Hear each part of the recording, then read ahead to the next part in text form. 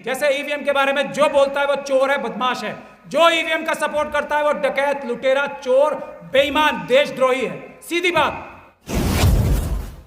जो भी ईमानदार जर्नलिस्ट हैं वो हमारे प्रोग्राम्स में होते हैं, जो नहीं होते वो जर्नलिस्ट नहीं, क्रिमिनल है।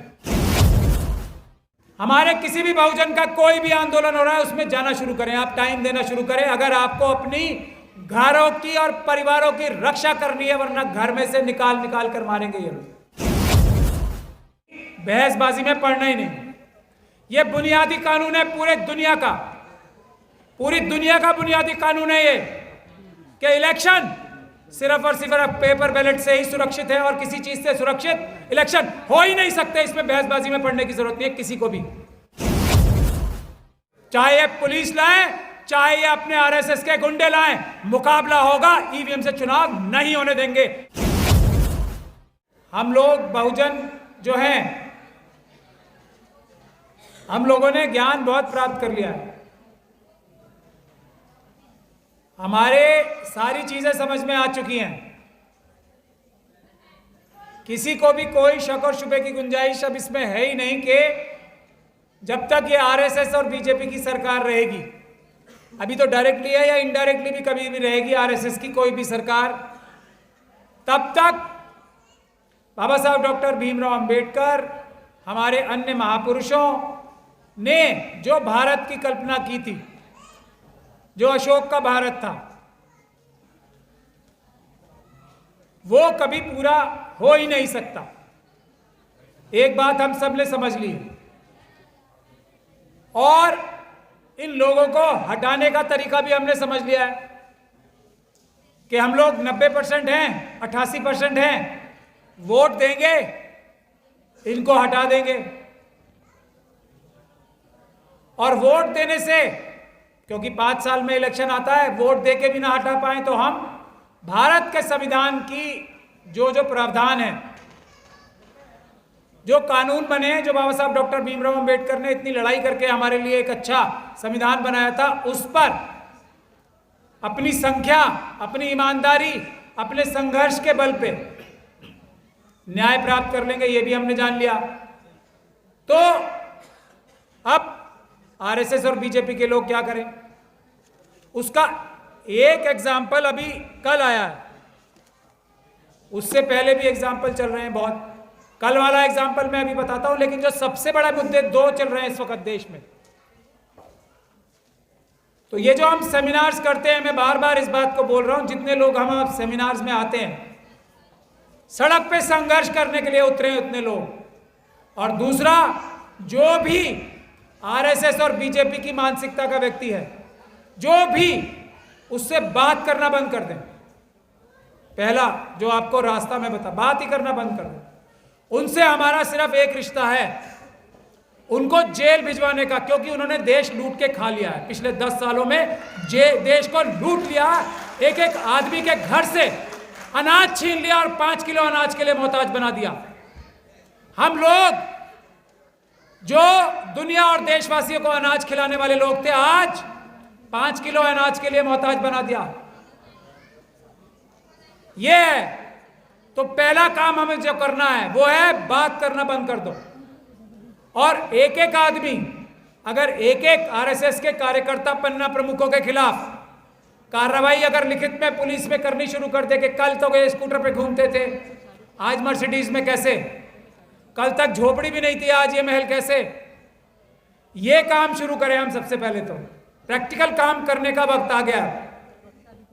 दूसरा, जहां कहीं भी आंदोलन हो रहा है, हमारे किसी भी बहुजन का कोई भी आंदोलन हो रहा है, उसमें जाना शुरू करें, आप टाइम देना शुरू करें। अगर आपको अपनी घरों की और परिवारों की रक्षा करनी है, वरना घर में से निकाल निकाल कर मारेंगे ये लोग, अगर 2024 का इलेक्शन हम लोग नहीं ठीक करते तो। उन लोगों को यह पता लग गया, आरएसएस और बीजेपी के लोगों को, और बहुत अच्छे से पता है, हम अब किसी बहकावे में आने वाले नहीं हैं। कोई मुद्दा ले आए, बालाकोट, पुलवामा, ये वो कुछ भी, उससे बेवकूफ बनने वाले नहीं है लोग, बिल्कुल बेवकूफ नहीं बनेंगे, और कोई भी वोट नहीं देगा इन्हें। तो इन्होंने ईवीएम का जरिया चुन रखा है। ईवीएम आप वोट किसे भी दें, सरकार अगर नरेंद्र मोदी साहब की बनेगी तो फिर क्या करोगे आप? भाई वोट देके ही तो सत्ता परिवर्तन कर सकते हो आप। पूरी तरीके से अगर अंबेडकरवादी सरकारें नहीं आती तो जैसी भी थोड़ी बहुत अंबेडकरवादी सरकारें आती हैं वही तो बना सकते हो आप। अब वो करने का भी तरीका छीन लिया। तो पहला मुद्दा तो ये है, समझ लो आप लोग ध्यान से। पहला मुद्दा है ईवीएम। इस वक्त ईवीएम के लिए जहां जहां भी आंदोलन हो रहा है वहां भारी संख्या में जाके ईवीएम का विरोध करें। हम लोगों ने जो ईवीएम हटाओ संयुक्त मोर्चा ने जो प्रोग्राम दिया है, और अभी 31 तारीख को बामसेफ की एक बहुत बड़ी कॉल है जंतर मंतर पे। आप सभी लोगों को, और सब आप सब लोगों को नहीं, अपने साथ कम से कम 10-10, 20-20 लोग लेके, आप सब जागरूक लोग हो। 31 तारीख को पहले सबसे पहला काम, 31 तारीख को बामसेफ ने जो कॉल दी है ईवीएम हटाने के लिए, उसमें सबको जाना है। हम सब लोग जा रहे हैं, हम सब लोग पूरी ताकत से जा रहे हैं। मैं सब लोगों से आह्वान करता हूं कि 31 तारीख के प्रोग्राम को ऐतिहासिक प्रोग्राम बना के इलेक्शन कमीशन को मजबूर करना है कि पेपर बैलेट से ही चुनाव होगा, ईवीएम से नहीं होने देंगे हम।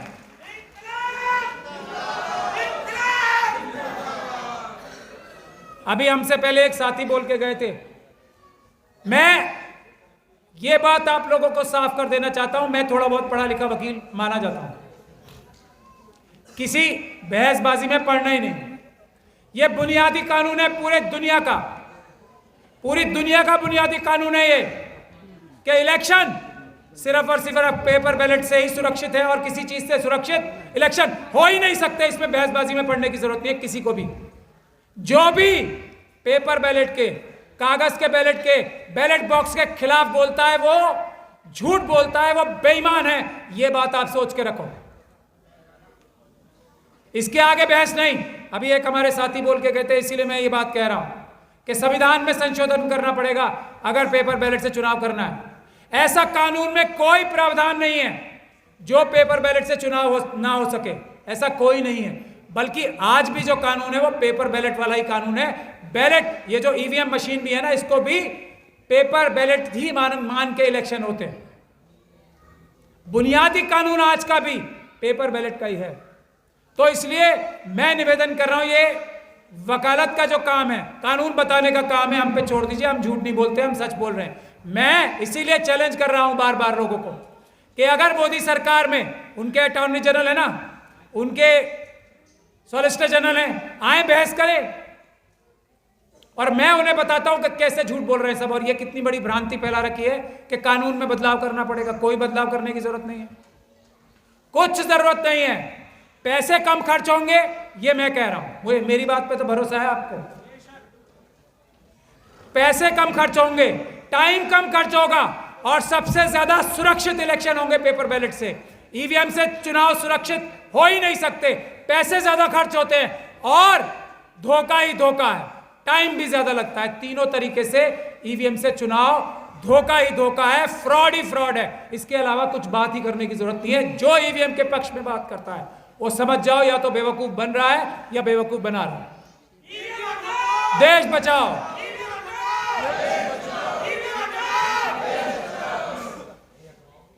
तो 31 तारीख को, और हम लोगों का आह्वान है, एक एक व्यक्ति भी जो कहीं भी ईवीएम का सेंटर है ना, जैसे रिटर्निंग ऑफिसर, अभी देश में 543 बनेंगे लोकसभा का चुनाव कराने के लिए।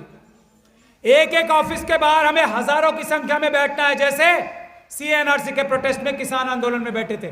हमें इस तरह का देश में माहौल बनाना है, जैसे SC/ST एक्ट जब हटाया था 2018 में अप्रैल 2 को, वो माहौल देश में क्रिएट करना है। जब यह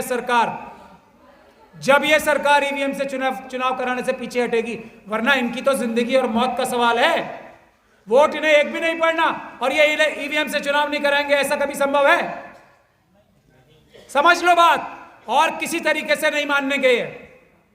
दुनिया भर के झूठ बोलेंगे। अब इलेक्शन कमीशन को सड़कों पे उतार दिया। पहले हमने 50 मशीनें मांगी ना सिर्फ, कितनी ज्यादा डर लग गया। अब एक एक को जाके दिखा रहे हैं झूठ अपना कि नहीं नहीं ईवीएम की मशीनें ठीक होती हैं। पहले कहते थे मशीन देखने ही नहीं देंगे, बड़ी बड़ी पॉलिटिकल पार्टीज को मशीन देखने के लिए नहीं दी इन्होंने। अब एक एक गांव में जाके, एक एक गली में जाके क्यों दिखा रहे हैं? क्योंकि हमने इन्हें बेनकाब कर दिया। और ये बात जानते हैं जब अम्बेडकरवादी खड़े होते हैं, वैसे नहीं डर रहे हैं ये। जब अम्बेडकरवादियों ने कमर कस ली है, अब मुकाबला होगा।